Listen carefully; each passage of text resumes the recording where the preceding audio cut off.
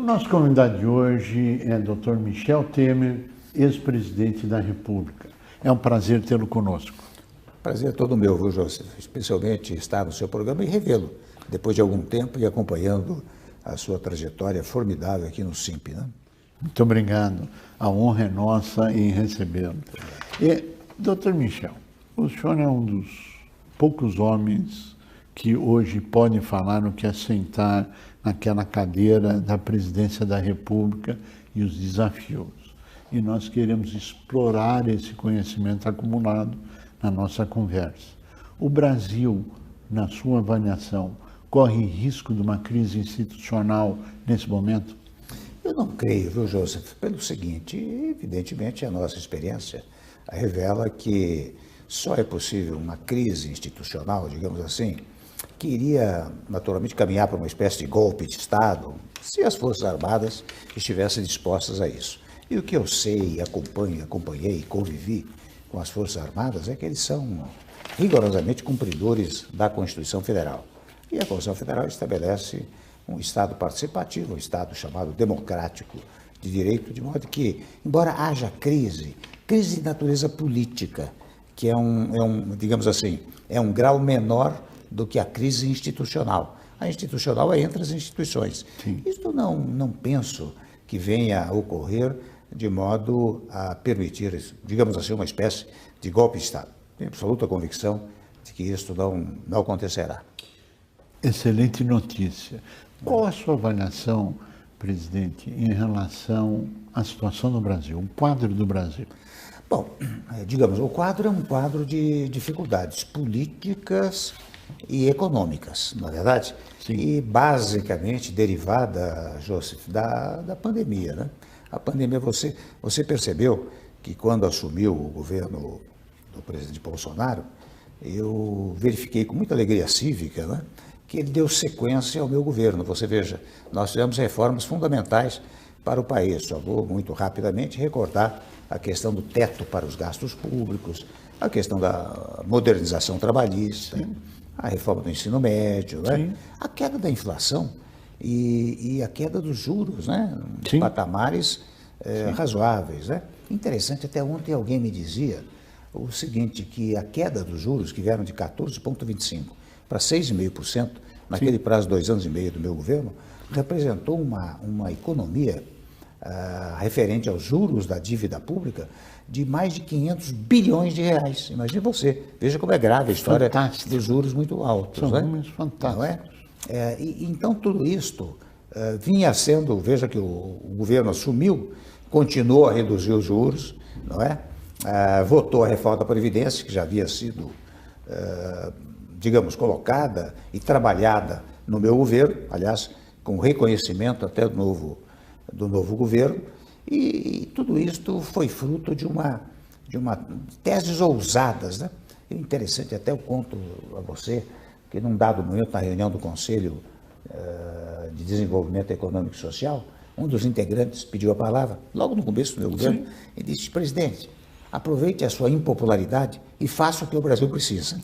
É interessante. É verdade, né? eu me lembro aquilo, eu falei, o que ele quis dizer é o seguinte: como o senhor não tem um interesse eleitoral imediato, né, porque quem tem interesse eleitoral imediato não mexe na questão trabalhista, que é, de alguma maneira, um vespeiro, né? Na questão previdenciária, que é outro vespeiro, na questão do teto dos gastos públicos, é interessante, o teto dos gastos públicos é uma autolimitação para o próprio presidente da República, sim, porque você fica impedido de tomar medidas populistas, né? Já que a cada orçamento você só pode acrescentar, na verdade, a inflação do ano anterior. Então, digo eu, o governo continuou a tomar essas providências. Veio a pandemia e daí houve um problema sério, porque de fato zerou tudo isso, né? A economia teve dificuldades, a questão da saúde agravada cada vez mais em razão da pandemia, não só nacionalmente, mas internacionalmente. Isso criou problemas para o país. Mas o Brasil, Jorge, tem uma capacidade de recuperação extraordinária. Eu vou contar a você. Quando eu assumi o governo, em maio de 2016, o produto interno bruto era negativo em quase 4%. Sim. 1 ano e 6 meses depois, em dezembro de 2017, era positivo em 1,3%. Então, cai o PIB, né? O PIB cai, mas o Brasil se recupera. confesso que agora é muito importante, além de recuperar a economia, é manter a integridade da vida, né? Que é uma coisa que preocupa os brasileiros. Que é essencial. A reforma tributária anda, não anda, a reforma administrativa anda, não anda. Qual a sua avaliação com a experiência que o senhor tem? Olha, eu acho que a questão da reforma tributária, que eu até prefiro chamar de simplificação ou desburocratização tributária, né? Eu acho que ela amadureceu muito. E eu digo simplificação ou desburocratização, porque, na verdade, quando você fala em reforma, as pessoas acham que vai diminuir a carga tributária. E não diminui. Não é possível diminuir a carga tributária neste momento, né? Mas a simplificação tributária já é um grande passo que se dá exata e precisamente nessa área, né? Eu me recordo, 2 das 3 vezes que eu fui presidente da Câmara dos Deputados, eu tentei levar avante a reforma tributária. Sim. Dificuldade absoluta, não foi possível. Mas ao longo do tempo ela foi amadurecendo. Eu acho que hoje há condições de fazer essa simplificação tributária. E tem que ser feita neste ano, viu? Porque se for no ano que vem, não faz mais, que é ano eleitoral. Na verdade, primeiro ponto. Segundo ponto, referentemente à reforma administrativa, este até considero mais difícil, porque você sabe, José, as corporações funcionais têm muito poder no Congresso. Sim. Se você manda uma reforma administrativa para lá, como foi mandada, e você viu que foi mandada com a hipótese de alcançar apenas os entrantes no serviço público, e não aqueles que já estão no serviço público. Portanto, vai demorar para que ela produza efeitos. Eu, por exemplo, no meu governo, eu fiz uma espécie de reforma administrativa silenciosa. Sim. Uma primeira delas foi eliminar, havia cerca de 4.000 cargos em comissão que estavam desocupados e eu poderia, por decreto, eliminar esses cargos. Eliminei. Essa é uma reforma silenciosa, né? No Banco do Brasil, o Caffarelli era o presidente, um dia ele me telefona e diz: olha, presidente, eu vou eliminar várias agências que têm uma duplicidade em municípios, etc. Nós não precisamos dessas agências todas e vamos reduzir o número de servidores, né? Abria com plano de demissão voluntária e se deu, reduziu sensivelmente naquele momento os servidores do Banco do Brasil, né? Mas eu reconheço que a administrativa, a meu perceber, hoje é mais complicada, pelo menos se for para aplicar agora. Sim. Né? É mais complicada do que as a reforma corporações tributária. E os lobbies estarão. Sim, porque tem um poder extraordinário. São grandes corporações, Sim, não estou claro. falando de pequenos funcionários, não. São pessoas que têm influência no Congresso Nacional, e daí torna-se mais difícil. Poderosíssimas. Falando nisso, o senhor abordou aqui o tema eleitoral. Mas me parece que a eleição é em 22. Nós estamos vendo hoje um cenário de antecipação das eleições. A avaliação nesse ponto é negativa, pelo seguinte: você disse bem, nós não podemos antecipar 22 para 21, porque aqui em 21 nós temos que tratar do combate à pandemia, portanto, vacina já e para todos, Isso. não é?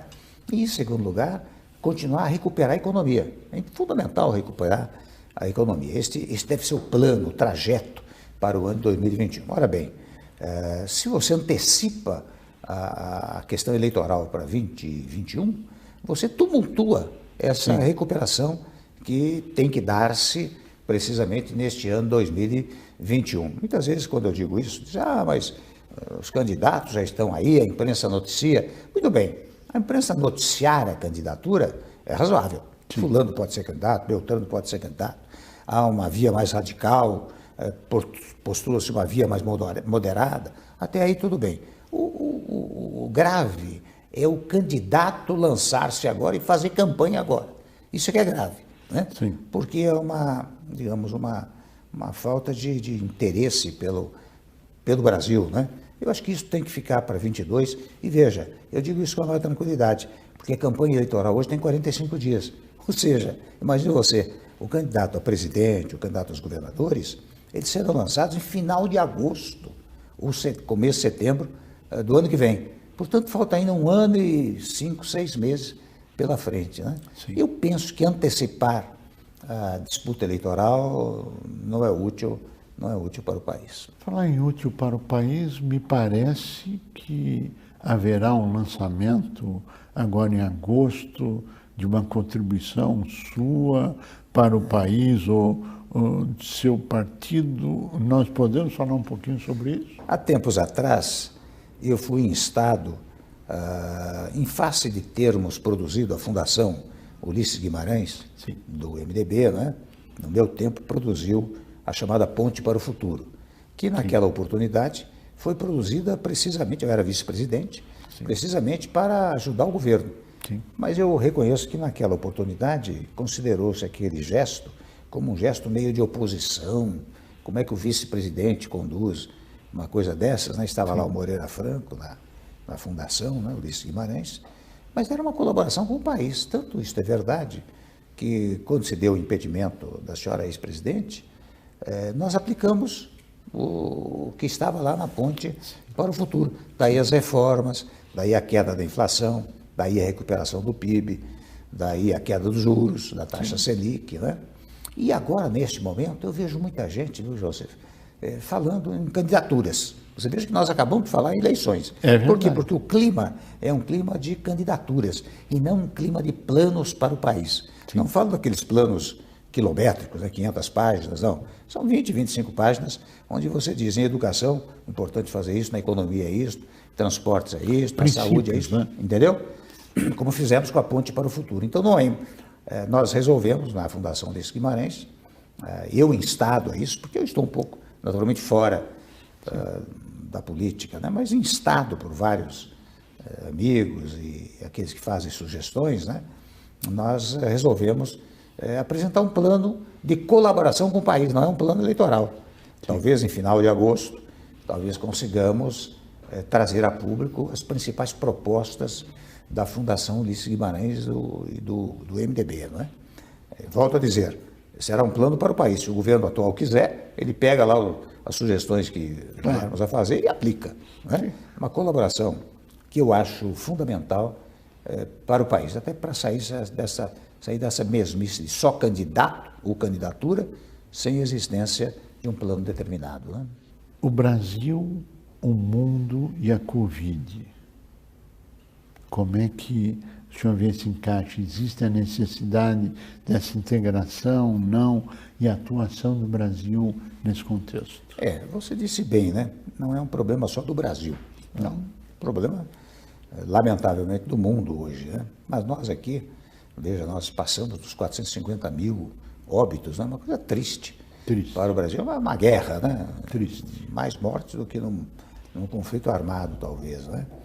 Eu confesso a você que, de vez em quando eu tenho maior consideração pelas autoridades constituídas, claro. Porque aqui no Brasil, normalmente, um presidente assume que quer destruir o presidente anterior, né? Eu até devo reconhecer que o governo atual jamais criticou o meu governo, até ao contrário, enaltece várias medidas que nós tomamos e deu sequência às medidas que nós tomamos. Você veja, o prestigiamento da iniciativa privada, por exemplo, que nós praticamos muito durante o nosso governo, teve sequência. Claro. No governo posterior, nós criamos um programa para o PPI, né, Programa de Parcerias e Investimentos, que está tendo sequência. Aliás, quem conduzia até era o Tarcísio de Freitas, que hoje é o ministro de Infraestrutura, não é? Estava lá ao lado do Moreira Franco. Então, eu acho que, eu digo com muita franqueza, o nosso presidente perdeu uma oportunidade de centralizar o combate à pandemia no plano nacional. Sim. Portanto, chamaria governadores, chamaria presidente da Câmara, presidente do Congresso e até oposição. Você sabe que o discurso para a oposição seria o seguinte: olha, minha gente, vamos trabalhar todos juntos, porque esse vírus não escolhe se o sujeito é do PSOL, do PT, do PMDB, do PSDB. Então, vamos trabalhar todos juntos para combater essa pandemia. Ele se transformaria numa liderança nacional, quase um herói nacional, porque teria centralizado essa atividade. Veja, mesmo o caso do lockdown, né? Fechamento geral. Sim. Uma coisa é, digamos assim, um governador, um prefeito dizer que é preciso fechar, sim, não é? O presidente dizer que não é? Mas outra coisa seria o presidente reunido com os governadores, com talvez prefeitos, não é? Presidentes dos poderes, dizer, nós precisamos fazer um fechamento geral. O povo compreenderia, claro, porque o povo diria, mas estão todos de acordo com isto, né? Isto geraria uma certa estabilidade nas medidas que seriam adotadas, né? Eu acho que Isso teria sido útil. Mas ainda é tempo. Eu acho que agora o governo federal está cuidando de importar as vacinas, né? Está trabalhando pelos insumos que serão fabricados aqui, as vacinas fabricadas aqui no Butantan e na Fiocruz, né? Eu acho que ainda é tempo de recuperar o tempo perdido. Que, aliás, teve o seu auxílio para a chegada dos insumos. Parabéns pela iniciativa e a colaboração com o Brasil. Infelizmente, chegamos ao final do nosso tempo. Queremos agradecer muito a sua participação, a desejar pleno êxito nessa colaboração com o Brasil e nessa caminhada que o senhor teve e dizer, não pare, o Brasil precisa de iniciativas boas. A você que esteve conosco, nosso mais profundo agradecimento, com a certeza que estaremos juntos na semana que vem. Até lá!